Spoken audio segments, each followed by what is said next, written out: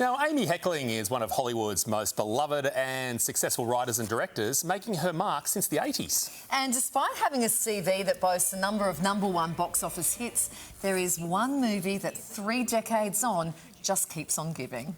And Amy Heckerling joins us live from New York City. Hi, Amy. Great to see you. Great to be here. Thank you. We love that little snippet of your career. What an amazing career so far. 30 years since Clueless. What originally inspired you to delve into that world? Can you remember? I was in between projects and trying to think of what I wanted to write, and I kept recalling movies that I loved that had very optimistic, positive characters.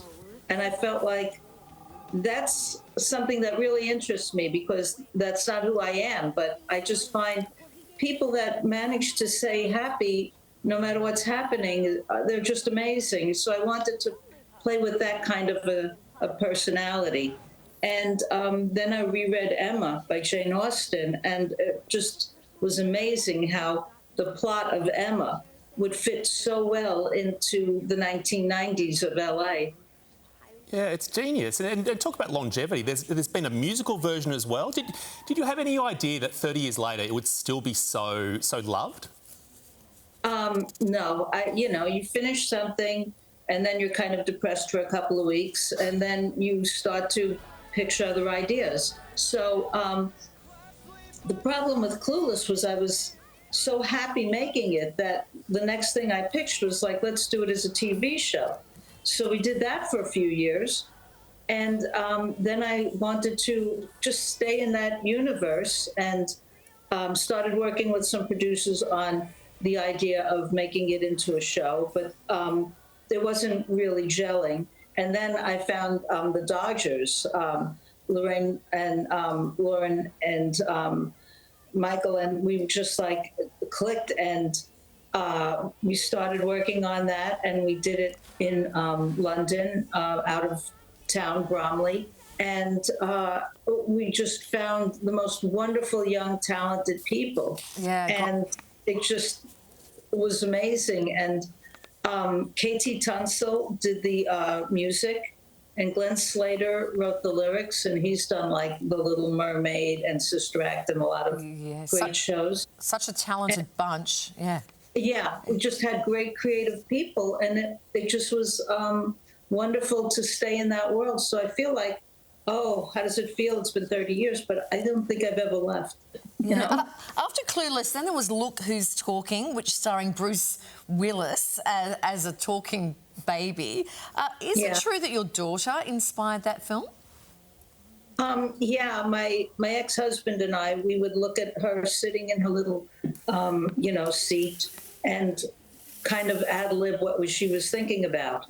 And I just went like, oh no, this is my next movie.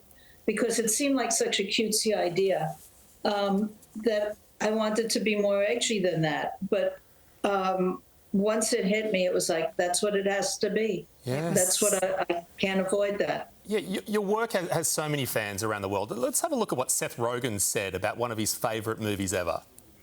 I'll say Clueless, the greatest high school film of all time. When me and Ever made Superbad, we were always like, if we could make a movie that stands the test of time as well as Clueless, then we'll have really done something. High praise from the creator of Superbad. Do you think how people receive your films, has that changed over time? It's weird because if somebody comes up to me and says, oh, I love your film, if it's a girl, it's Clueless, and if it's a boy, it's Fast Times. So, I feel like they got very different audiences. I mean, the same audience, but like a different response from boys as opposed to girls. I feel like, for me, National Lampoon's European Vacation is one of my most watched films of all time. The Eric Idle scene where he's going around the roundabout and just keeps on getting more and more injured. You have created just the laugh track for so many people's lives.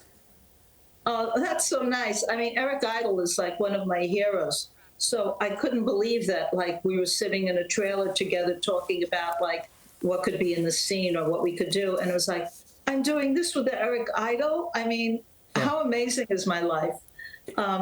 So I was very, very happy when he was working. Yeah, it's such a great collision of characters in that scene. Amy, it's been so great to talk to you, and keep up the amazing work. Oh, what was it? What was it? Keep up the amazing work. We've loved chatting with you. Oh, thank you very much. Thank you, Amy Heckerling there.